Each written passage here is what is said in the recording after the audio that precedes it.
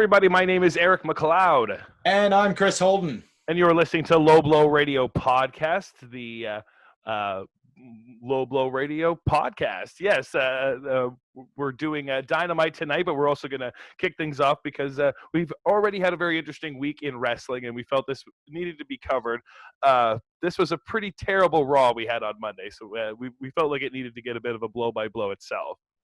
I think right up front, I've seen such polarizing opinions about this specific episode on social media and online in various places. It was either people's most hated, worst episode ever, or they seemed to really, really like it, dig the Raw Underground thing, and it was a great episode to people. I fell hard on the worst episode ever side, and I got several reasons for that. But first, for me, it was thematic throughout the course of the night. They had moved this entire work-shoot direction. It stank of Vince Russo in the dying days of WCW, bro, where everything's got to be a shoot, bro. It's all the fans care about, bro. And that's what I felt I was watching. Whether or not he actually has influence, and it wouldn't surprise me in the least to find out that episode was written or at least half produced by or half written by Vince Russo, that whole show. But at the very least, they sat in the room and thought, what would Russo do? Somebody said it. What would Vince do? Because they've watched ratings plummet. They're desperate. And that show stank of shit and desperation.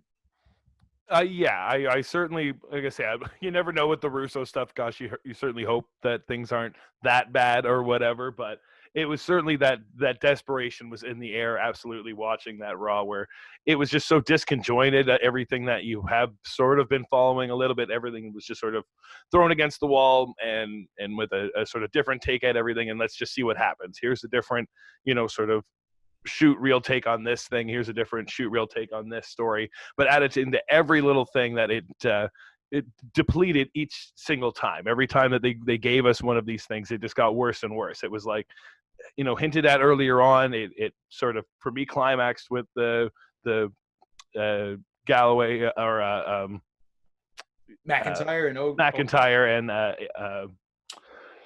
Randy Orton promo segment. That was pretty good, but then after that, it was just a steady decline of just terrible decision making things. I wasn't drawn in enough by the sort of appeal that Shane McMahon was returning and all these sort of other ploys that they had earlier on before the Raw.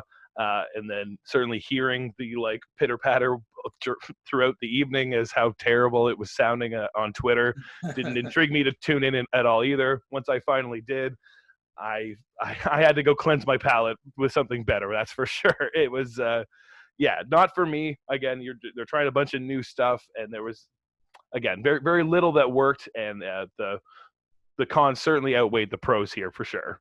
The Orton McIntyre promo, as you touched on, that was a highlight of the night as far as it was an excellent promo. They both delivered great. It was the way, though, you're already in that point of diminishing return now, because it was the fifth or sixth work shooty bit of the night where we're going to go behind the curtain a bit. And remember when you got fired and you should have been fired, and the shit in the bag reference and stuff. Yeah. Great stuff, but so much more powerful and so much better if it had been the only time in the night we felt like they were drawing back the curtain, as opposed to every fucking segment. I feel like, we're breaking that fourth wall, folks, right from the start of the show. Although we've got some technical difficulties with the lights and the camera, the lighting in the first segment. The lighting with Apollo Crews and MVP's U.S. Championship match was the only right. one. Like we said, we don't want to go blow by blow, but I do want to go step by step, at least through the things that made no sense or didn't get resolved as the night went on, and these little worky shoot things that didn't help. So it's supposed to be the lighting effect is because there's a storm nearby, apparently. But at the end of the match that MVP loses, he comes to commentary and he's screaming at the commentators as if they are the producers of the show and run the show, the unsafe work environment that they have created. So he's lost his match because of these actual circumstances that are beyond the control of the company, ergo not part of a script, right? Yeah. So, well, that's fucked up. Of course, the lighting stuff was all scripted. Then we get the first hint of the brainchild. Just tape it again if that was the case, and everyone knows that. So if they're going to try and lean into that kind of stuff, like the fact that people aren't there, they have like these, the fact there's no audience, everything is pre-taped and that kind of things, it just seems the oddest way to lean into it. Yeah, to make you think that something like this would actually be happening live or whatever. Yeah, it started to break me here too pretty early on. At least follow up, right? If the whole night, like the next segment they had with the Sasha and Bailey bits, they've got broken microphones. So we've got an extra technical glitch going on. Okay, they're following up the story. But that was the end of it. We saw that then Charlie Caruso shows us a knocked over box backstage, which I assume is this new faction that had been announced earlier in the day. A new faction that is coming to the WWE to cause chaos and rise against the machine and rail against the machine, but let you know we're coming up front. Yeah. What the fuck does that matter? And then the only time we actually see them, there are 5 or 6 hooded people in the parking lot where there's inexplicably a bunch of speakers set up, because you'd have a sound system erected in your parking lot, especially at a time when there's no fans present. That makes a lot of sense too. Oh yeah. They throw fireworks at it, and this is their great chaos. And then they leave for the night. And again, it's the way that I never believe anymore that the WWE are planning any long-term storyline. No one can tell me any different, that anything has been playing that way in the last however many years. They've come around to it in a haphazard way with Firefly Funhouse match at WrestleMania. Sure, The Fiend is working on some stuff in the story with Bray, but in general, it's just stuff. And here we don't get a single clue or hint of who might be in this group, because just like the hacker angle, they wanted to have it so it's 5 or 6 random people this week. They'll decide during the week and change it 6 times next fucking Monday who these hooded figures are actually going to be played by. Yeah. And we may only get the reveal of one. We may get the reveal of none. In 3 weeks, this group isn't even going to be mentioned anymore. I'm sick of it. And I've watched this show since the first time it aired. And I've gone through some shit periods with Monday Night Raw, people. Like, highs and the lows. Monday Night Raw.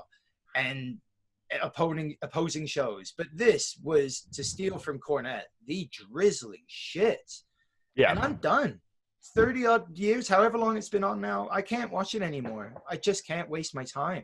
I could have been doing so much other stuff. On 3 hours on Monday, I could have watched some of that women's tag tournament from AEW on YouTube. I passed it up what I want. because of the fucking hype all day, getting me on for this faction, this thing you don't want to miss tonight's show. Don't sleep on it. A thing's happening. And Shano's back, and there's this big angle going to come down.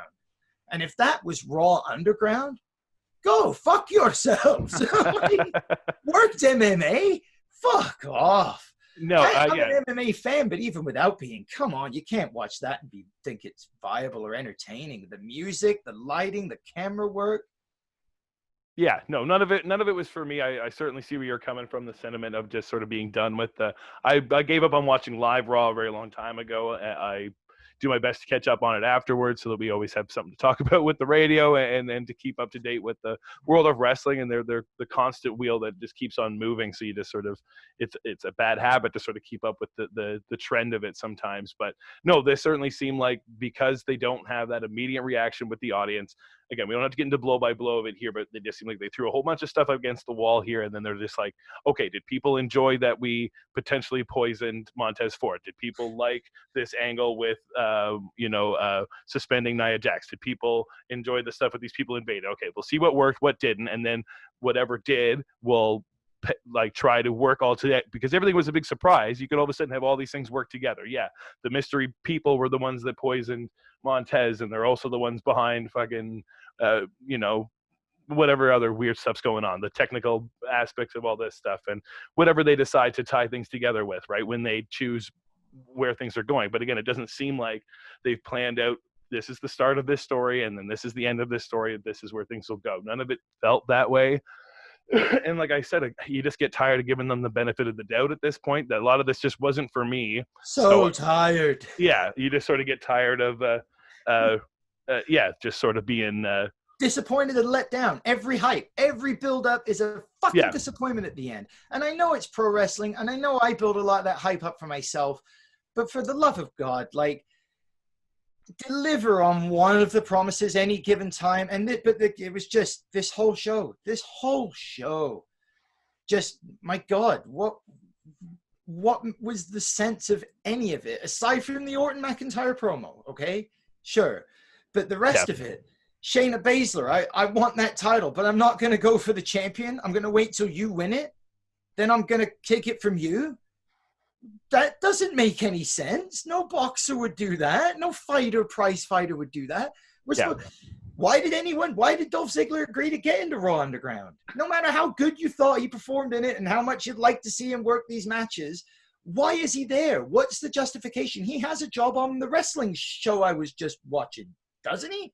Yeah, like set it up. If they wanted to bring something like this in, just set it up. You have a television show that happens every week. You just give me something. Dolph's lost a bunch of matches.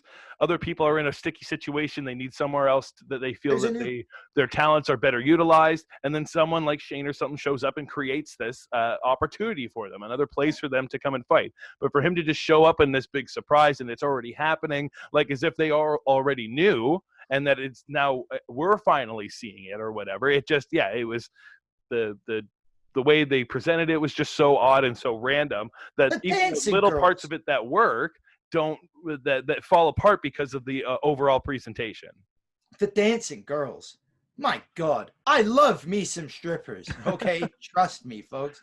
But what the fuck am I watching? Like, this is presented in the way of Bellator or UFC ring girls, which I'm totally fine with that. That I get. This is just this ludicrous idea of additional eye candy on top of eye candy.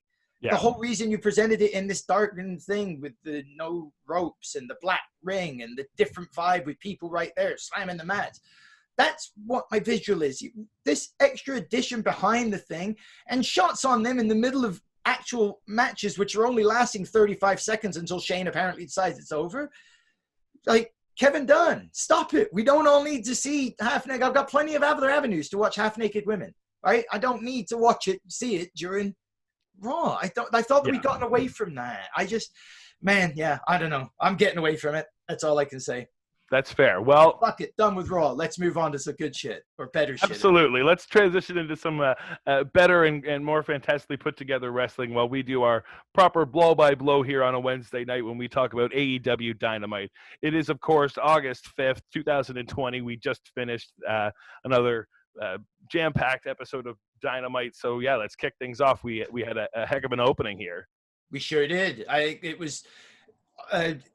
It's a double-edged sword to open with what is going to be your hottest attraction of the night. With a world title match on, however, I totally agree with having Moxley versus Allen as the main event. For sure. Proper positioning for that and both wrestlers in the title. You come with FTR, the Young Bucks, Hangman Page, and Kenny Omega up against a Dark Order team as the first match. That's a fuck of a lot to live up to for the rest of the show. For me, I loved it. It was an excellent match. It was outstanding. It just brought me down for the rest of the night because I didn't feel anything else quite lived up to it until we got to that last match. The main event kind of brought me back into it a bit. But yeah, I thought this was fantastic. No, for sure. Definitely a super hot open, but yeah, definitely can have that sort of effect that again, when you come so hot out of the gate, you have a lot of momentum to sort of keep up with, and if everything they kind of keep doing with the show doesn't sort of keep your attraction, it can be hard to maintain that momentum. But yes, they certainly grabbed everyone's attention here with this opening match. Kicking off. I mean, we had Brody. Sort of being the starter for the Dark Order here, taking on first, I think it was Nick Jackson and then Matt Jackson of the Young Bucks, kind of laying into the two of them. Eventually, Matt kind of getting the upper hand once Brody had sort of tagged out and got some sort of interesting, or I'm going to say just some sort of fun spots from Matt sort of taking over on the Dark Order there. Before we get to more of the other side, did they ever say who 9 was? He was just a random... No, I was trying to keep down who all of the Dark Order were in the team. I know we had Colt Cabana was representing Dark Order. Eva Luna was there for the Dark Order. Stu Grayson was there. Brody Lee was there. And Anna Jay was ringside. I don't know who else they had. So Anna Jay and Preston were on the stage, 10. And then we had Alan Angels was in the match, 5. And then they kept saying 9. 9, I keep up best I can with the Dark Order. And now they did always sort of have random people showing up at random times. And he was just sort of, never mentioned that as a real name. They did say Angel's name a few times and that kind of thing. So it just seems, I guess they just needed a person, again, an extra number in there. And he certainly took quite a few bumps there from the Young Bucks and then Hangman and Kenny when they eventually tagged in. Which is, I guess you need to have that, right? To have the wrestling dummy in the ring so nobody else takes the real shit. Yeah, that's for sure, to let everyone have sort of a person to beat on a little bit. There were some great spots. I like I did like some of the commentary and the focus on Anna Jay as well, because I guess that's been something that's happened off air somewhat, is her becoming a member of the Dark Order. Yeah, well, did it happen on Dark, or did it happen on the tournament? And I didn't see it on those things. I think it was teased when she lost the match to Abaddon a couple of weeks ago, and I believe that was on Dynamite. And then that's right, she left with him, didn't she? And then she left with Brody, and then she's been showing up periodically with the team, standing on the stage, usually with Mr. Brody. And then her first sort of appearance was in the tag tournament, and where her and Taya Conte, who used to be in NXT, recently brought over here for the women's tag tournament. They got a big surprise win over Nyla Rose and that Funkadactyl girl that I'm not familiar with. So Cameron, I believe the former Cameron. Yes. So I'm not sure what name she goes by now, but yeah, big surprise win for them there. And yeah, getting the Dark Order over. Yeah, nice to see her on the stage. And yeah, the 9 thing kind of threw me off, but then yeah, you sort of saw that he was just sort of the guy to take a few of the hits, especially since Austin has sort of grown past his sort of initial enhancement guy days, and they sort of referenced that a fair bit. Mm-hmm. When he was getting some good offense in on like Kenny and stuff like that was sort of how he had made his name in AEW here before joining the Dark Order.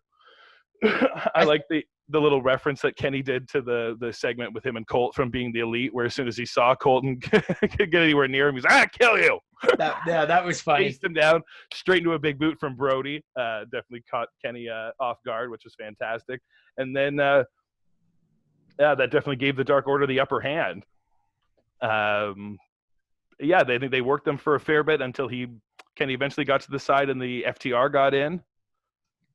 It was the tag team work between all of them, and the way that the stories interweave between the one team, but as well the way that they've interwoven the Dark Order stuff, and the Dark Order have interweaving stories amongst themselves. It was such a perfect combination.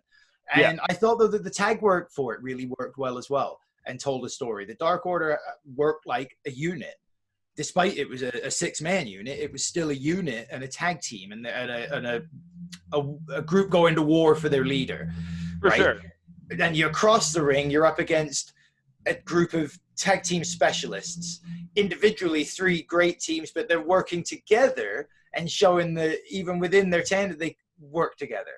And I thought, like, the 4-on-3 suplex spot, I love that bit. Right, yeah. I might be jumping ahead a few minutes here, but it was there. I mean, we had some basic. It was just that. I'm gonna say it built to that a little too. You saw the Dark Order guys willing to just sort of tag whoever was closest to get in to try to get the advantage, whereas it took a little bit for the other teams to be willing to tag the next person. Like the Young Bucks were just tagging each other. Hangman and Kenny just started tagging each other until Kenny had sort of been backed up for the FTR to tag themselves in, and then it was FTR that were the first ones to sort of extend the olive branch by tagging Hangman in, right? So it's the little elements of the story there that are nice if you're paying attention to just sort of see the layers starting to come in. And then I think that was when FTR started to get the momentum was when eventually we got the injury to the knee. Yeah, whose knee went? I can't even remember who it was. It was Dash, I believe, that went down. Yeah. Or Dax. Yeah.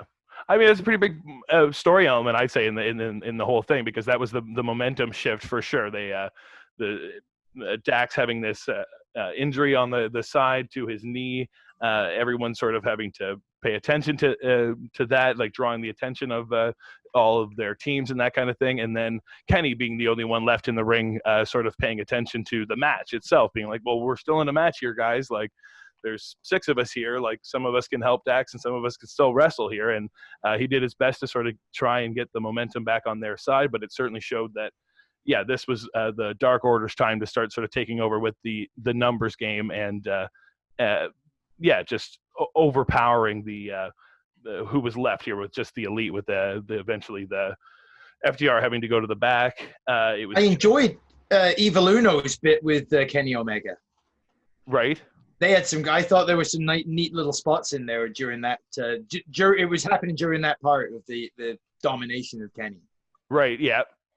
Yeah. No, I was gonna say it's nice to see Uno getting a little bit more shine here and stuff like that. Yeah. He's someone who's worked with these guys for a long time, so just sort of finding his place here. And then, yeah, it just seemed like the Dark Order was taking over, getting the advantage. They'd put Kenny on out. Hangman had left with the FTR, so they were certainly down 3 men at this point. Matt Jackson was the only one in the ring. Nick was also taken out, and Matt was doing his best to kind of overcome everybody. Got a few hot spots in there. I loved his dive onto everybody. He kind of threw 9 out and then dived onto him, dived onto Colt Cabana, went flying at Brody Lee. Just doing his best to sort of slow the numbers down, which drew Hangman out, which was the real kind of powerhouse here. He got the hot tag and just destroyed the Dark Order, taking everybody out left, right, and center, eventually taunting the eyes of Mr. Brody, and then teasing him to get into the ring with him. And it was a different way to create that hot tag spot, to the way that Hangman had left. You knew he was going to come back. I think we knew he was going to come back. It was just, it was a good moment for it and a good way to do it. For sure. But that finish for the match. Fantastic. I think it's good for the Dark Order to be getting a big win here. And again, showing the escalation within their group. The little storytelling they were doing, as always, was just sort of Mr. Brody doing his best to set up Colt Cabana for a great showing in the ring. Like every time they would get a big spot going, he made sure Colt was a part of it. When they had that big moment there at the end, it was Colt hitting the big Chicago skyline for the close near fall before the Young Bucks were able to get everybody out of the ring. For the super kick party, you thought they were going to all lay it into Mr. Brody there, as it seemed like everyone was kind of cornering in on Mr. Brody. But then again, being 2 men down, they were just short the numbers here with the FTR not being back ringside. All the rest of the members were able to be pulled out, and Mr. Brody, man, laying in that huge lariat and getting the 1, 2, 3. Who did he pin? I'm trying to remember.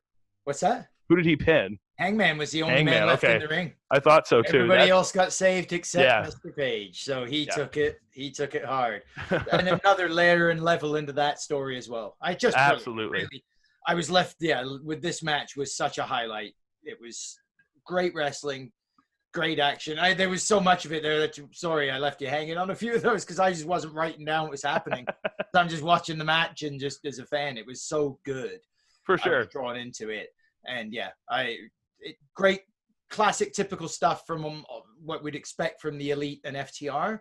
I thought the Dark Order stepped up and shined. I thought it was a really good match. Everybody looked to be on the right level. I didn't think anybody was out of place and shitty in the match. Which I hadn't seen them there. I thought it was fantastic. No, for sure. I'm gonna say I was curious about one thing. I didn't get to do a Dark review last night, but they did have FTR did have a match on Dark. Did you manage to catch it? No.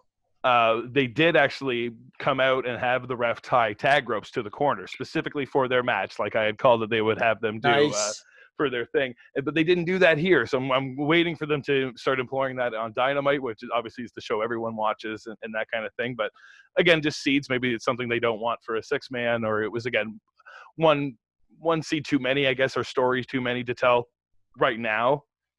Eventually they could be telling that, but again, I felt that a little bit with them already doing it on Dark. I was really anticipating it again here in this match, and then not getting it. Maybe again, that was my own sort of build up. I thought it was going to be more about them designating the tag stuff, like no, come on, it's who's holding it, that's who gets tagged, and maybe that was going to be the conflict that caused the Dark Order to get the upset. But again, they came up with a different way to tell it, and I'm not complaining at all. It was a fantastic opener. Yeah, absolutely hot. And then we moved from that into a Jon Moxley promo, which for me, and I don't know if this is controversial or not, but he's reminding me of Harley Race from his heyday as NWA champion, when he could put across not just the championship, but the belt and the title itself with such a cool demeanor and calmly and respectfully explain why he's going to destroy his opponent and why this belt means so much to him and why this is the most important title in the world of wrestling today. Like, Harley put the belt over more than the belt put Harley over. And Right. I'm appreciating more and more Jon Moxley in that role right now, where this belt means everything to him. So no matter what he didn't want to do tonight to Darby Allin, this title's on the line, man. And so cool and calm with the way he delivers it. It's the same kind of level of believability I get out of a Kevin Owens or a Samoa Joe. I really like Jon Moxley. And Oh, for sure. He's coming into his own. Promo.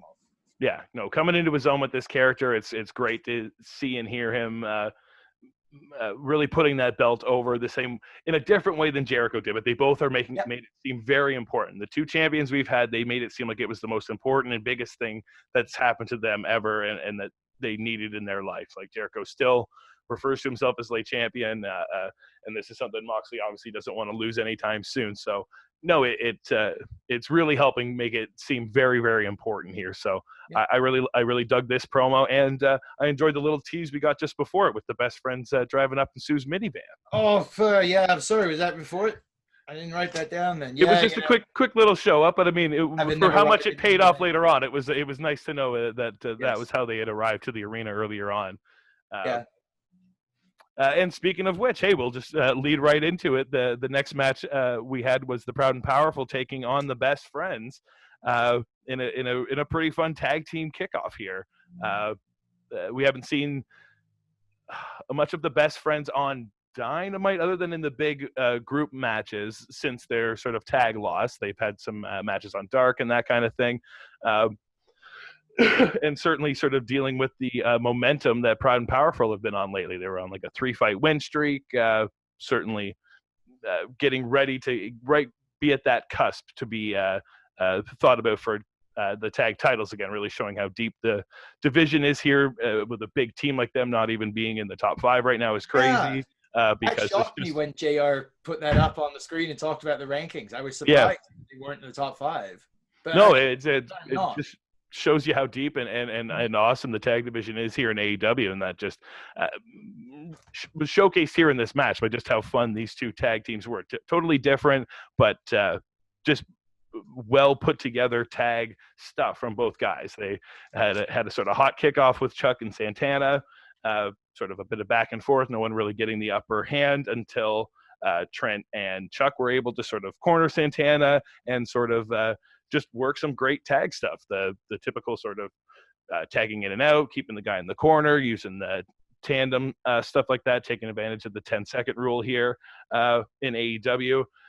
And then kind of got the opposite side of that from Santana and Ortiz when they eventually got the advantage on Trent. So yeah, fun to see a total different side from both teams. Not really sure who was going to win in the end here. Yeah, just but yeah, you never want to bring up a guy's mom because apparently that gets Trent fired up. Yeah, man. It's fair. It's fair. I feel the same way. Do any talk about my mom like that just because she dropped me off to my wrestling matches?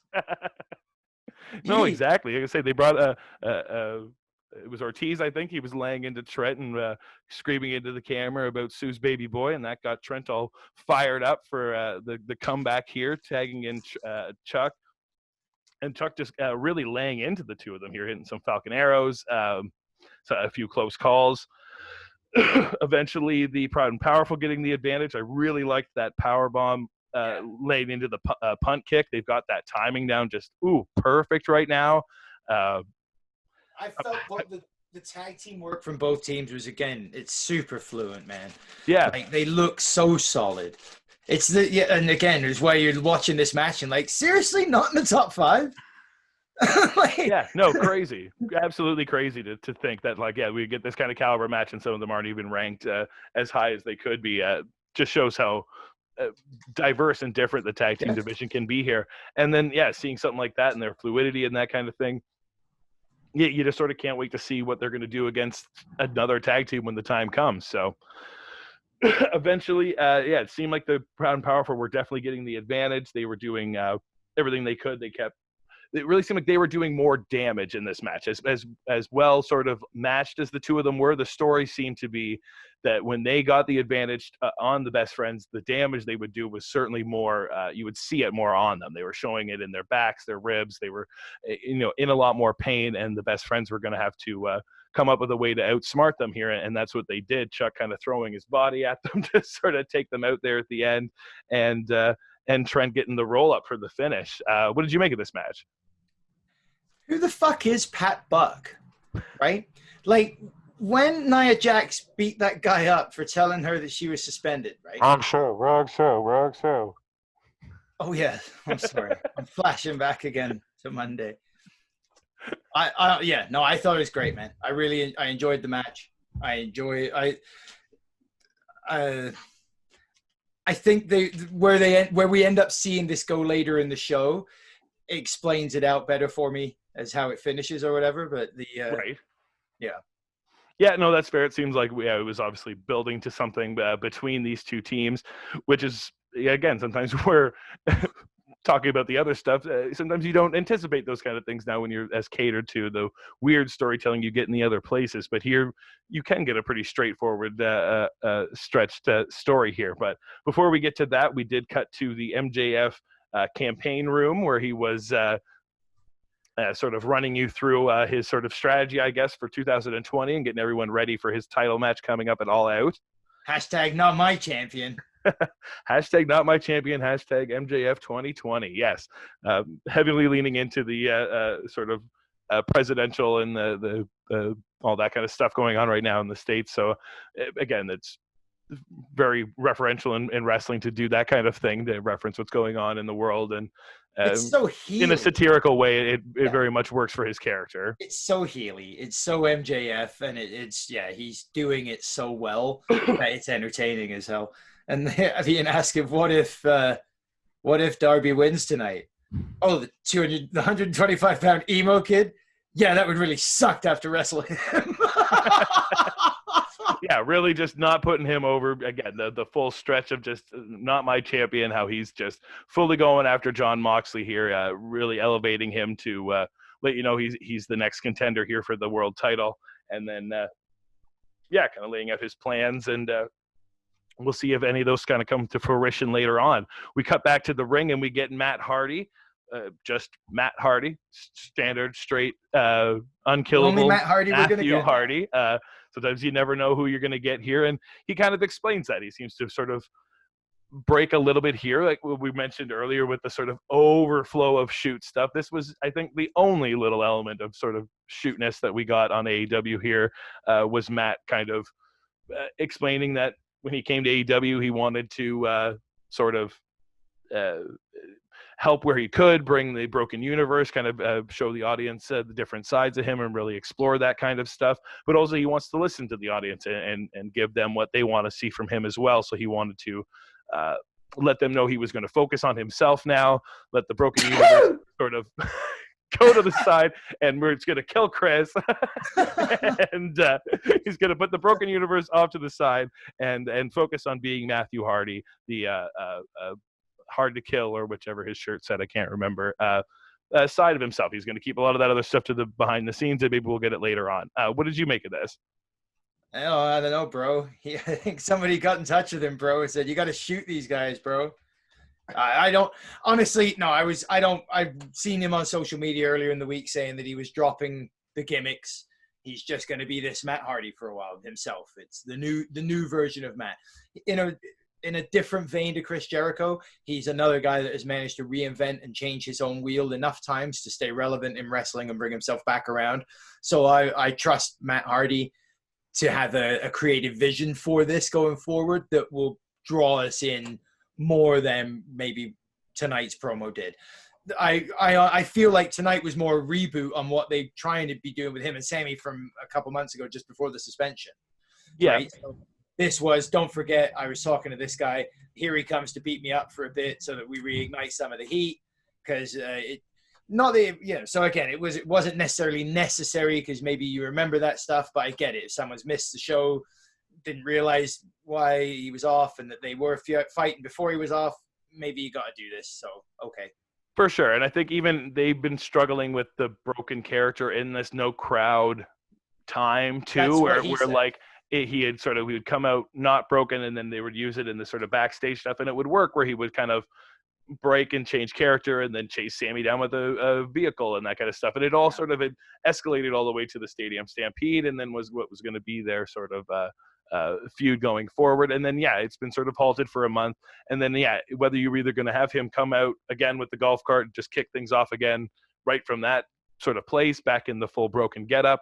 But again, if he can't feel like he's there, and if he doesn't have an audience to sort of tell him what's good and what's not, maybe it is better for him to do something a little more toned down before going back to the bigger, bolder thing. So I think this was definitely a sort of reset, but a different kind of take for their feud, and hit off very nice. I did really like Sammy, I knew you'd come, when he thought that Sammy was going to sneak up on him. Any reference to that amazing feud that Broken Matt Hardy had with his brother was just brother Nero was just too perfect years ago. So I had to enjoy that. That was although the same time I enjoyed it, but at the same time you're like, so you're not completely dropping the old gimmicks. You're still going to play a little bit of them. Then a big beatdown like that was how he originally got broken too back in the day. So maybe this was a new way to break him too. I don't know. It's hard to say where this goes. Because it did kind of end with the two of them brawling. Matt getting a table out, but then taking a huge spot into a ring post, busting himself open, and Sammy hitting him with a huge, I think it was almost a 450 off the apron, just catapulting himself into Matt Hardy, this huge table spot. And Matt was, a real crimson, bloody mess. Not sure if, this is going to just lead into a more serious original side of Matt Hardy, or if this is going to be their linchpin to sort of tell a new side of him. Who knows? We'll see. We'll have to wait and see. Yeah, like I said, I've got a lot of trust in Matt, so I give this one. And I'm interested to see the two of them work together and where it leads for Sammy down the road. I see it leading to a Sammy face turn. That's my prediction now, is that's where it'll end up with. But fair enough. We'll have to wait and see. And then, we got the little payoff from the match before with the Proud and Powerful. JR was getting a call on the phone. What's happening outside? Yeah, something's happening outside. We were going to jump outside real quick, and Proud and Powerful were laying the beatdowns on poor Sue's minivan here. They were smashing the windows with the Mad Ball. They were taking a sledgehammer to the windows and the lights and stuff like that, really laying it into it here. They spray painted poor Sue's name on the front and X'd it out. Oh, poor Sue's minivan! Why Sue's minivan? The shitty thing is that you smash the front end up like that, just even the one mallet shot through the front windshield. That's a $200 deductible. That's a pain in your ass. It's just like that was bad enough. They smash the shit out of it like that. That's a write-off. That's it. It's done. Your insurance is going to pay you more than it's worth now. So you actually did better out of the deal. So, yeah. That's fair. Because even as the... But for the message that they sent, for what it meant, right, behind it, I get that. That's fucking evil to do that to a guy's mom's minivan that he's bored to get himself to the wrestling matches. No, exactly. I say this the statement that it was. They certainly made it, and we certainly saw the effects of it later on the Best Friends, and we can get to that later on. But yes, coming up next, we had the Dark Order coming back out this time. Alex Reynolds and Silver taking on the debuting Matt Cardona with the TNT champion Cody. Yeah. What did you make of this match? I liked it. I thought it was good. I thought the way that they portrayed the Dark Order again as a good tag team, their tag team work together was more smooth. They were more fluid tags. They're doing the tag work, cutting the ring off and blocking out stuff. Matt and Cody are, I think, they were just two singles wrestlers that are coming out to make the debut special. So they're not supposed to necessarily be being portrayed as a tag team. So I think I enjoyed that. I like the way that Cody set himself up to make the hot tag to Cardona early. And that you knew when he got in at the start off, you're going to see him come into a nice hot start and for his AEW career. And he did. Yeah, for sure. No, good energy. Like the typical energy you come to expect from him as Zack Ryder from before, just getting a better platform to do more moves and showcase himself a little bit more in the ring, right? Yeah, for sure. I think maybe it'll be when we get him on the mic that we start getting a different sort of feel of what the Matt Cardona character is, because to me this just felt like his gear looked like Zack Ryder, and I'm a fan, but he just looks like Zack Ryder. He just in a different place. But to be fair, which is fine. Everyone can kind of have that. Well, we never got much of a character on him in WWE, right? True, that's fair. The best character we ever got was the poor jilted fucker in the wheelchair watching his girlfriend kiss John Cena. That was the most character development the bastard ever got. So I totally agree with you, but I think that's why. Yeah. So I can. So I could just be too conditioned to not knowing what this other side of him could be. So, and it felt like, again, this was just sort of an easy match to set up. A new character, debut them in an easy way if you weren't going to do a singles match to have him sort of tied to Cody. And if maybe, I don't know if they didn't think he could do a singles match, or it wasn't a way to start him off in a singles match right away. I did like that all the tag stuff did focus just on the Dark Order, though. They were the ones that worked the most efficient tag stuff. Their tag team have gotten better and better. They're starting to actually get wins on Dark now that we have more enhancement talent. These guys are sort of elevated just to slightly above those guys to getting some wins now. So no, they were certainly laying it into. Matt got the sort of early tag, Cody coming back in, and then he took that spot into the post, and then it was 9 minutes of the Dark Order boys just beating down Cody. Maybe that was what kind of got to me in this, that it was this match. If that was the story of it, it didn't need to be this long. Cody just really took the beats by these guys, really put them over for sure. But you knew in your mind, you're just waiting for Matt to tag in, because that was the focus of this match. Maybe if it was somebody else in this position, I don't know who else you would put. They did seem like the perfect sort of an upper echelon enhancement guys to have in there, but you didn't want it to be like, there was no reason for it to be like Private Party or whatever, even though they would have been fine to take the loss. It's hard to see how you put them in there. But then seeing that like Jack Evans and Angelico are back, why not throw them in here? That maybe would have worked a little better for me, because they're just a team that could take a loss now and be fine later on.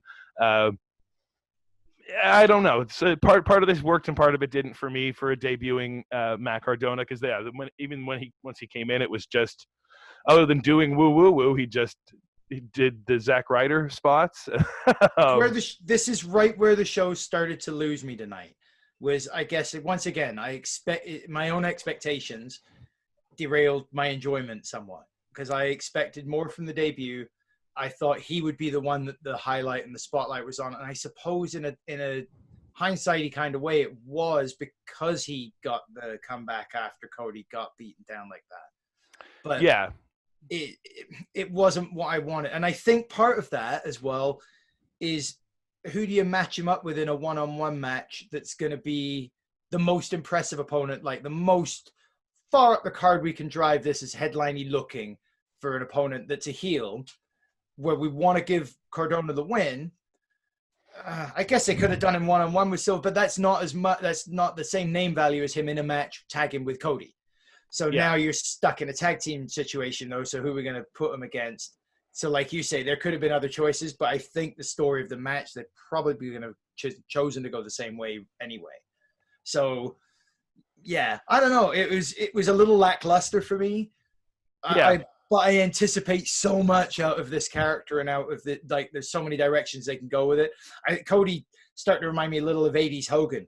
You show up as his friend, and trust me, that's going to be the guy trying to get your belt in about 3 weeks. So I imagine screw him and go for a TNT title shot. But I was worried about that, or I was like, the thing that I've been sort of dreading is I just don't think it's time quite yet. But again, I'm always willing to let them do their thing, that it was going to be Cody turning on Matt in this match. I kind of thought that's where this was leading, that it was like so much build to the save and then that kind of stuff. And then it was eventually him going to be like, I don't even need, or him walking away at the end and leaving Matt to have to win the match on his own or something like that. Cause then he would have looked really strong. He beat two of these guys on his own. He would have like something. It just needed, again, a little bit extra than just the two of them sort of, all right, high fives at the end. Like, see you down the road, wherever you end up, and I'll end up over here. Thanks for saving me. And at least it's a debuting talent with Cody Rhodes in the ring who didn't come away with a loss.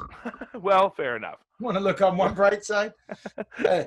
Then on the way out of the ring, Scorpio Sky met Cody and Arn Anderson up at the curtain and tapped the belt a couple times, which I suppose means he's challenging for the title. And he gets it. Okay, yes. If you have to see anything from Dark, find Scorpio Sky's promo from yesterday's Dark. I wish I got to do a review. I was a little sick yesterday, so I was unfortunately not able to do my normal blow extra. What's that? Not the Rona, is it? Not the Rona. I'm pretty sure I'm good. So anyway, we're secluded. We're fine anyway. But anyway, Scorpio's been having some amazing matches on Dark, hitting it every week, like out of the sky, literally, just blowing you away every week on Dark with these phenomenal matches against different types of opponents. But again, they're just on Dark, and he's become the kind of king of Dark. And he started referencing that in this promo at the end of his match against Will Hobbs that he had. He got a big, fast win over a big guy. And he was just sort of like, I've sort of become the king of Dark here, but that's not what I want to be. I'm on a roll right now. I want to be, seen as something bigger. I'm gonna say I'm not doing it justice. Go look it up. Scorpio Sky cut this incredible promo, letting you know that he needs to be, ready to take on this solo run. And they've sort of been doing a bit of the dry run, I'd say, on Dark, getting him sort of ready for the solo experience. So him coming out and challenging Cody, to me as a big Dark fan, it was just like, yes, finally he's on Dynamite and we're going to see him challenge for that belt, and this is going to be a real challenger.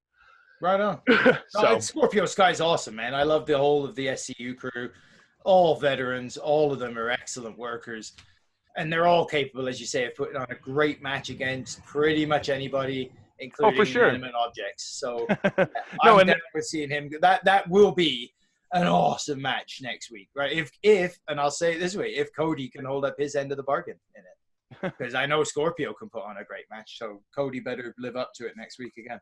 No, excited to see what comes from the two of them. We also got the best friends and their sort of reaction to the van. They were pretty damn upset. Trent was letting you can do whatever you can to us, but you don't do anything to my mom's van. And Chuck was pretty upset too. Hey, I told Sue nothing was going to happen to her van. I was going to drive her van to the show and it was going to be fine. So they were going to owe them an apology in their rematch. Yeah. He's going to apologize to Trent's mom on speakerphone.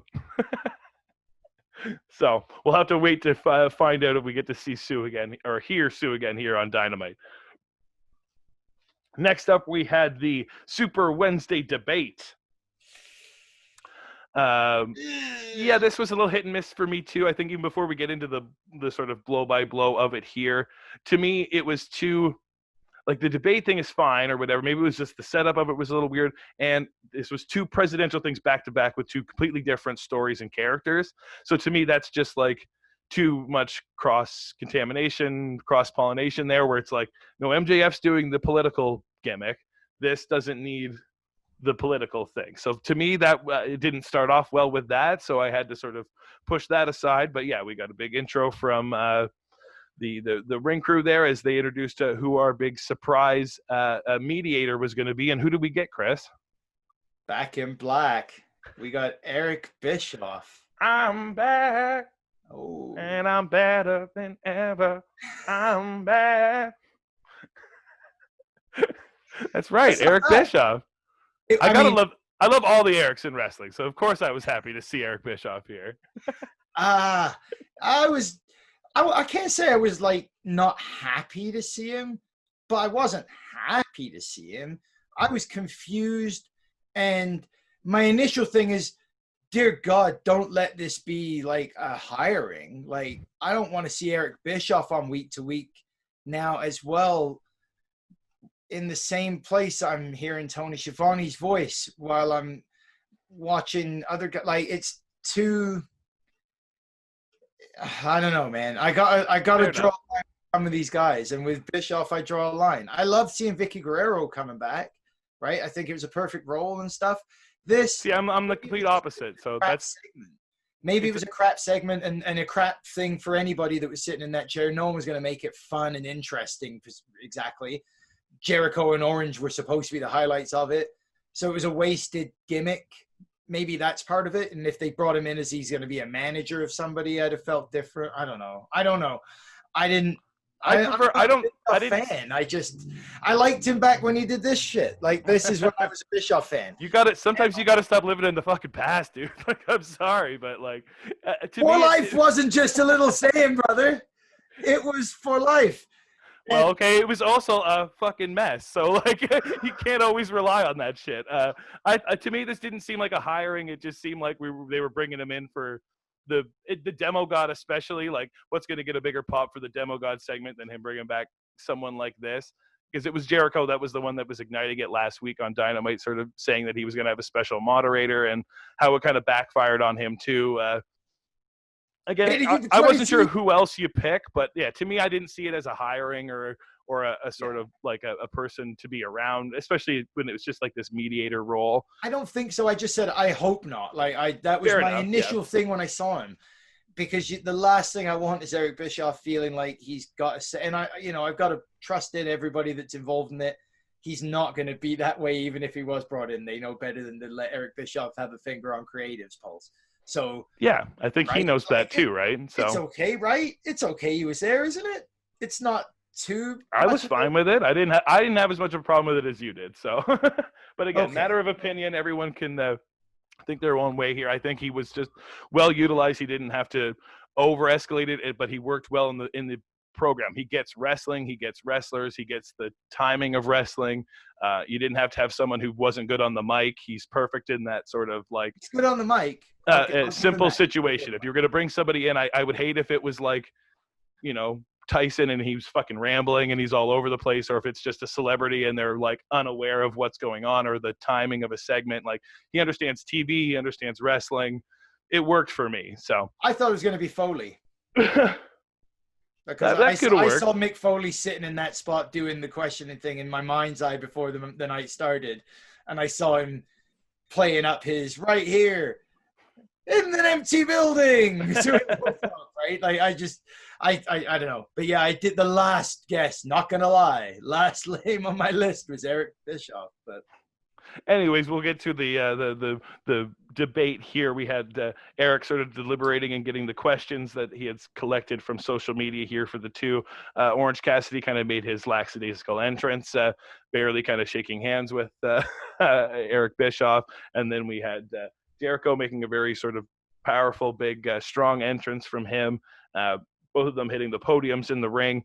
We get the kickoff question, which was, why do they hate each other? These are some very fascinating questions. As always, we sort of just get Jericho kind of laying into Orange about the way he looks, giving him a hard time about how he dressed up for the occasion, which triggered Orange to pull out a clip-on tie, which was pretty funny. And then, it just starts kind of laying into Orange here quite a bit. Bischoff asks for a rebuttal, gets no reply, leading into the next question.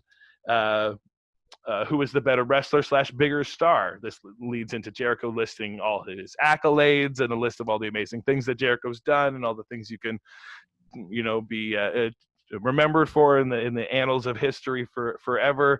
And once again, we lean over to get kind of a response from Orange, and nothing. And Jericho's like, this is all we're going to get all night from this guy. And then Eric Bischoff says, well, we've got a very interesting question here for Orange Cassidy. And we ask him a pretty question about the sea levels and something to do with global warming and this kind of stuff. This sort of befuddles Jericho, and he sort of questions Eric Bischoff about why he would even ask something like that, not even talking about their feud or anything like that, but does trigger Orange Cassidy to finally speak and gives a very well-worded response to the climate situation. Yeah, that was funny. Fair enough. I guess I'll be the one talking about this one. Honestly, it's like it was a giant promo. It was a giant promo back and forth. The best part of it was Orange at the end. Right. Like Orange's final response to the final question of why do you guys hate each other, where Jericho once again said, this sloth's not even going to reply. He's a pimple on the ass of wrestling business, and I'm going to pop him next week. Orange gave his most impassioned promo that I've ever seen. And because I will talk now because I care about fighting you. And you say it's the biggest match of my career. It's the biggest match of your career, Chris, to which Jericho scoffs righteously. And Orange reminds him that if you lose to me, you lost to the guy that walks around with his hands in his pockets. So I thought that was excellent. To me, that was essentially that was why, again, it bummed me out watching this whole bit. You do this in a 5-minute promo with no Bischoff, with no podiums, nothing else. I enjoy it way more and slide a quick women's match in as well, right? Like, and then Fair we enough. I think, yeah, other stuff too. I think timing wise, it could have been a lot shorter. All in all, if that's all it was going to be, and I think, and like I say, I always like that when we have a sort of different take on things here, because in the end, I almost didn't like the speech at all from Orange at the end. I like when he doesn't talk and when he doesn't give a shit. If it was all this big and passionate thing, and you're expecting this big thing from him, if he all of a sudden was just like Jericho, and you're expecting that big speech, if he just looked at him and was like, stuck his hands in his pockets, put his fucking glasses on, and walked away. And then commentary were saying, man, could you imagine if Jericho loses to the guy who sticks his fucking hands in his pockets? Like, if they're the ones that put him over, that he doesn't give a shit. He shouldn't have to be the one to tell Jericho. He should just not give a shit. Like, he shouldn't have to be the one that explains it. This is kind of the genesis of the character, though, right? Is that this match, this time, he does care. Right. No, I get it. I'm saying it's fine. Like, it was. I get what you're saying too, though. That's how I would have done it. And again, they did it in their way and that kind of thing. So again, it wasn't perfect to me, but I thought if you were going to, you could have gone in this kind of direction with it. But yeah, if they were going to have him do this big impactful speech, it gets him over in a different kind of way. But I feel that again, they're kind of doing what they can with no audience and that kind of stuff. The Orange character is going to be way better when they have people. So this was sort of. Yeah. His reaction, though, and his speeches, I think that's what it made, like, Jericho now does snap to that point of, I'm going to say shit on TNT again 2 times and beats the crap out of him in that intense kind of beatdown. We talked about it before, the way that Jericho and Orange can work a skit from comedy to we're taking it to the edge of real pretty quick, right? And the 0 to 60 in a hurry. So, and I love that aspect of the act as well, and the way that they, again, tonight started out as a comedy skit and it ended up as a very raw, beatdowny skit that the best friends have to come and save their little buddy Orange again. Yeah, for sure. Yeah, so it sort of escalated as Eric Bischoff declared that Orange was the winner here. Jericho sort of was fuming. He turned on Bischoff at this point, turns on Orange, and Hager gets in. They lay the beats on Orange, knock him out, put his hands in his pockets, and throws him right into a real nasty Judas effect. Just a real nasty side from the inner circle here as they lead up to the rematch next week between these two. So it gets you charged up for it in a different way from their first kind of matchup or whatever. I don't want a match next week after all this build up. I want it to be a match, but I want Orange to just win with a Superman punch in like 3 seconds, and just Jericho to be so mad that he's like, no, rematch it all out. I'm tired of you. Like, you can't catch me off guard, because I can't see them having too many matches. Like, I think Orange needs a big win to then escalate the trilogy to happen right away. But that's just my head. Go to a trilogy. You're right. No, he can't lose twice. Yeah, he needs a big, like, even if it's just a roll up, he doesn't necessarily have to knock him out, but a big like he goes for the Judas and he just casually rolls him up with his hands in his pockets, and he's like, what? Yeah. Or Jericho's trying to wrestle with his hands in his pockets and it's his undoing. Whatever. I think a big, fast win for Orange next week is what leads us to All Out. Hopefully, that's my prediction. And like, when Montez Ford was poisoned, right, and collapsed by the announce desk, right, the medics came out. You're talking about Monday. Right away to wrestle again. Chris, you're so poisoned by Monday night. No. We're on AEW Dynamite. Oh, that's right. Sorry. But I'm gonna need you to focus and get your expertise here, because my feed dropped off at this point and my computer had to restart, so I didn't come back in until the main event. So you're gonna have to tell me what happened. All right. Well, you missed the promo with Dr. Britt Baker. You missed another highlight of the show. Dr. Britt Baker is in the wheelchair, and she's being asked who she picked as her hand-picked opponent this week for Big Swole. And I'm going to let you try to guess, because I think you'll probably figure it out. Does it start with a R? It does start with an a R. BA, yeah? It does have an Eva after it. She picked her buddy Reva, who was not happy to be sent into the ring. No. So she gets into the ring. Taz actually on commentary was awesome as Swole's music kicks off and she came down just looking like she's a snorting rhino going to get into the ring. That is a whole lot of bad attitude for Big Swole. And it sure did look like she was ready to wreak havoc. My biggest problem in it is that Reba started getting in offense. And she'd acted like she was the coward getting in the ring, didn't want to have the match. Swole caught her with a couple, got her in a headlock, first of all. Didn't hit her with any dominating moves off the bat. It was a headlock for about 10 seconds. Right. I think just wearing her down to start this massive beatdown. But instead, Reba came back, got in some offense, climbs up to the second rope on Britt Baker's urging to get to the top rope. She got to the top rope, was scared, went back to the second rope, went for a moonsault, which she technically missed, but she caught her chin as she went right on Swole's back, so she nearly broke her fucking neck on it. Oh. Swole gets up, and she hits her, what's it called? Dirty Dancing? Dirty Dancing, thank you. I can read it once you said it. Hits the Dirty Dancing. It should have been a squash match. To me, well, because this had to have only been like 4 minutes. Like I didn't miss much. I came back. My computer didn't take that long to restart, and it was already over. I didn't know I missed the whole match. Yeah, no, you missed. Yeah, sorry, you missed that whole match. Dr. Baker was great on the way out. She's very disappointed in her buddy that she lost it because now, of course, she'll have to take on Swole herself at some point. So then we got a rundown on next week. We will get Cody versus Scorpio Sky. We will get Jericho versus Orange. We will get Kenny Omega and Hangman Page against Luchasaurus and Jungle Boy. The Young Bucks are in a match, but I did not catch who they were fighting. That's my bad. The Rock and Roll Express and the Brainbusters will also be appearing. Oh, okay. Because you watched my tag team, whatever. Yeah, I guess you watched my review last week where one of the stipulations for FTR's signing was that they were going to have a tag team appreciation night. Appreciation night. Yeah, yes. So that must be the Young Bucks have a match that night, and that's part of that. So yes. Cool. And then we move straight from that into the main event. Jon Moxley defending his AEW World Heavyweight Championship against the insane Darby Allin. Yes, this was a great match. Like I say, my feed just finally kicked back in with seeing Darby with the Moxley cutout face over top of his getting into the ring. I enjoy that sort of gimmick from Darby. You never know what he's going to be painted up as underneath.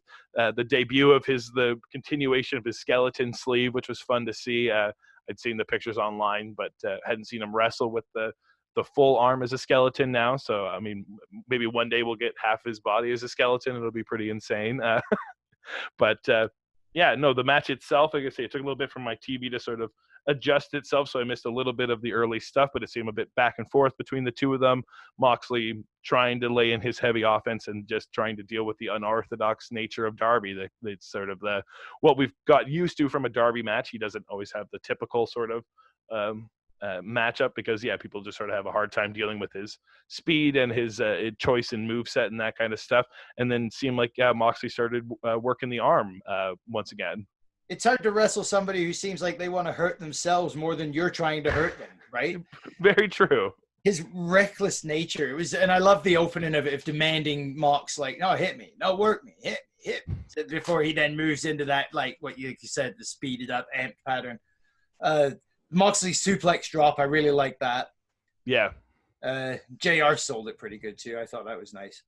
Talking about the mercy that he's trying to obviously trying to show him some mercy here, and he doesn't want to hurt him as bad as he can. But yeah, Darby's stuff after he got Mox on the outside, and he's nailing him with some fists before he went back into the ring with the reckless fucking throw through the ropes and the one dive at him.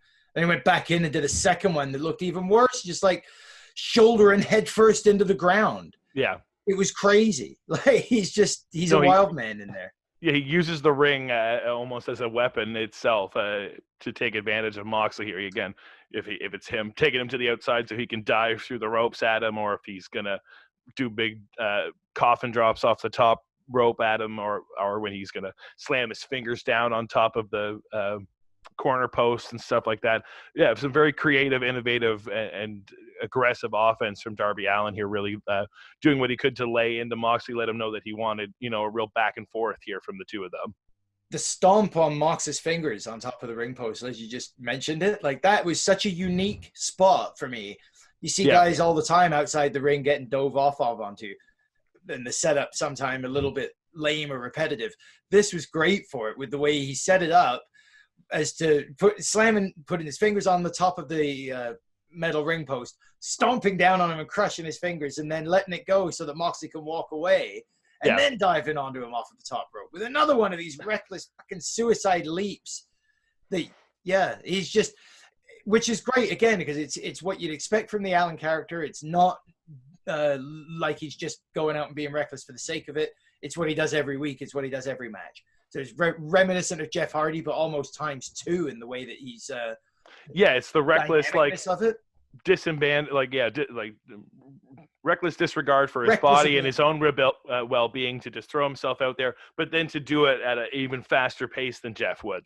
Jeff had to sort of worked in tandem with Matt, and the two of them working as a tag team. This is Darby picking up the pace for just two people as one to keep the ball rolling for himself here. Getting like I say, I wrote down just death dives basically from Darby everywhere from him, hitting a really, really nice code red on Moxley in the ring. He hit that like a launched cutter and that kind of stuff, really getting some heavy offense in on Moxley before they were I think that was when Wardlow came out, right, which then got the interference from MJF. Yeah, just before that, JR's got to stop saying man. It was like 4 times rapid fire. It's like, hey, JR, if you haven't got a script, they don't want you to talk. Don't say man anymore. Yeah, I don't know. He needs to just tone it down a little bit. I'm going to say another thing. I'll throw my little dark reviews into this here. Yesterday's dark was just Tony Schiavone and Taz, and that was a really interesting combo. I haven't really heard the two of them, that dynamic, but it worked really well.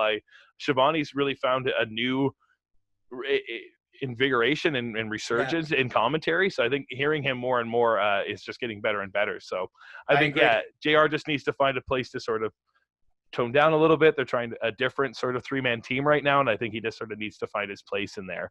I agree completely. And it's Jay, like I said a lot about them at the beginning of the show, and particularly with Ross, but I really did feel like the chemistry between him, Schiavone, and Excalibur was at a point now where I enjoyed that 3-man booth.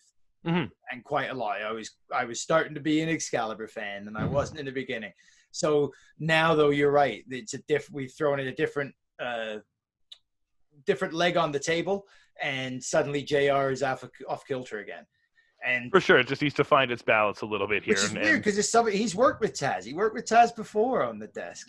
So it's just another sign of Ross is probably a little bit past his prime. I love you, JR, but it's nobody's lying, right? Yeah, and I'm going to say, and then even we got a little tease of Colt Cabana joining the booth last week for one match, like the Dark Order match, and oh my gosh, he's just so great. So I think if they need to get a sort of change up here in the commentary team, bringing Colt in would be fantastic. Anyways, back to the match. Yes, this Wardlow came out to kind of distract the ref, which then caused MJF to grab the title belt, get himself in the ring, and really lay a big, heavy shot into the forehead of Jon Moxley here. This got everyone in the crowd booing him like crazy, got commentating, putting him over like such a dastardly heel here, really going into that, oh, well, he already knows he's got his match at All Out, and now he wants what he feels is the easier opponent in Darby Allin. And man, I thought he was almost going to get it, because coming up next, Darby hit a huge coffin drop on the prone Jon Moxley, and we got a 1, 2, and I mean, this close. He was this close. He touched. His fingers were down on the fucking canvas, and then he just didn't count 3 because Mox didn't kick out in time. But the rule is, if you don't kick out in time, you count that fucking 3 because that's wrestling. It was so close. We should have had a new champion tonight. Watch the replay highlight on YouTube. I just couldn't believe how quickly my mind just raced. As soon as it, like, that almost 3 happened, it didn't quite. I popped for the, like, oh my gosh, that was what a crazy thing we could have happened. And then I was just like, oh, instantly in my mind, I was like, we're gonna get a fucking triple or like a fatal 4-way at All Out. That's what they're building to. It's gonna be Brian Cage, Jon Moxley, MJF, and Darby Allin, and that's way Moxley doesn't have to take the pin to lose the belt. And like my mind's just like going all these directions, and the match isn't even fucking over yet. Like it was just a close call, and I'm like, okay, maybe we're not doing all that stuff, but fuck, they could. Like, oh Jesus, but yeah, that close call popped me. I was like, fuck, he almost fucking won here. Like, yeah. Oh, it was awesome. It was such a close call. The second coffin drop he goes for, he lands in a sleeper hold from Moxley, who's ready for him the next time. Yeah. Hits him with a stump pile driver, and Allen kicks out, which that shocked me. I thought the match was over there. Yeah. But no, because Darby's got so much fucking heart and tenacity. He has to pick up the dead body that is Darby Allin at this point. And it was like watching someone hit a paradigm shift to a crash test dummy, right? Like he was body flopping before he even hit the canvas. It was fantastic. He sells like $1 million. Oh, for sure. No, I thought the match was going to be over with the like sleeper. I thought, okay, maybe he won't tap. We're just going to get a clean. Darby doesn't have to take a pin here, but he goes out looking strong by not tapping. But no, then to get into the gotch pile driver, I was like, oh, okay, he wants to put him away, and then he kicked out. I was like, God damn, Darby, you just don't want to go away, and now he's going to have to fucking put you away, and he did. And he fucking that was nasty. When Darby Allin wins his first title in AEW, which is absolutely fucking inevitable that it's going to happen, but when that happens, please God, let it be in front of a crowd. Like just hold off. There's no rush, right? It would be so much good story if it's Cody and it's the TNT title, but whoever it is, he's going to get one. It's not too far away, but wait till the crowd's back because he is the full effect of the glory that is coming with that. Yes, I'm gonna say the adulation will come for everybody when the crowds finally return. But I think out of everybody, AEW is doing it. Maybe you can complain about whether it's safe or not. They're testing all of them, and maybe not all of them are wearing masks. They should be more distant. Yada yada yada. They are the loudest, most into it at these shows. Like the fucking WWE crowd kills me all the time. Like they just feel way too stark and just told how to cheer, when to boo, when not to boo. The odd time you get somebody yelling at Seth Rollins to pull someo's eye out, but like that's it. That's the highlight of Rollins. Like the audience is the guy that yells out, "Take his eye!" every time Seth talks to anybody now. Yeah, I don't know who that guy is, but he's the savior of that audience. Here, you've got tons of people. You've got Austin Gunn. You've got Nyla Rose. All kinds of people are all at ringside. You've got Leva Bates and Peter Avalon, like the whole rosters are sort of coming in and out there, and they're all like invigorating, and they're keeping the boos, the chants when you want to hear them happening. They're getting people over, and it's so much more helpful. Like I'm trying so hard to get into Impact, but the no crowd is really, really hard, and their commentary team is garbage. So like it has a lot of bad things going for it. So AEW is doing a lot of really good things here, especially that crowd is huge right now when no one else has anything. And I thought tonight, or wondered tonight, if it was sweetened sound a little bit, or at the very least amplifying the noise that they are making. But they did it in a way that didn't didn't distract me from the noise or by the noise to think too heavily on it. And whether that's crowd shot or the way that the matches were shot, that I'm not looking at empty seats while this is happening. Yeah. So I can buy the noise more. No, and it seems like they're smart. They're putting people out in the crowds, but by the cameras, so that you're picking up their crowd noise. I think you're specifically out there, but they're not like on camera. They're just planted out in the audience. It's wrestlers that can kind of come and go. It doesn't have to be your sort of consistent outside ring crowd there, but it adds just a different dynamic. The fact that they're outside, they can take advantage of that kind of setup, and it's giving a little bit more ambiance. The fact that you're not getting a full arena, no, but they're reacting like a proper audience at this point. So a fairly good A show, I'd say, maybe a B plus, whatever. Sort of, again, we're slowly moving forward to All Out. We're moving the ball on some things. Other ways they sort of stalled. I'm curious to see where maybe this was just to introduce Matt Cardona to the show to get him on his own thing, and then now Cody's going to move on to Scorpio Sky for maybe All Out or whatever. I feel like he's kind of lost right now, so he needs to sort of find a specific path. But yeah, all in all, I thought a fun, pretty eventful episode of AEW Dynamite, and excited to see what happens with the tag division, which is always the most exciting thing.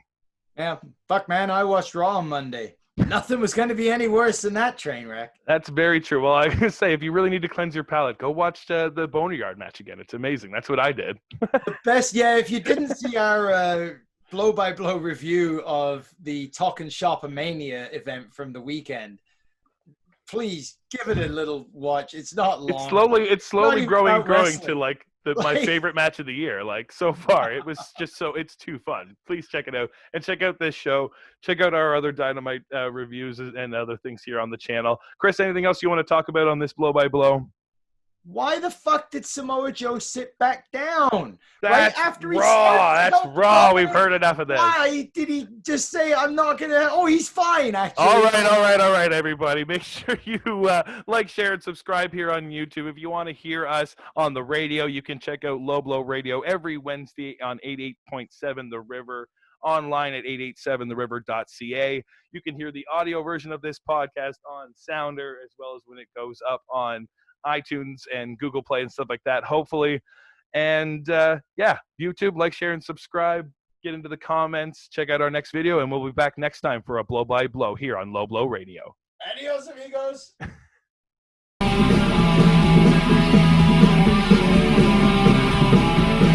Now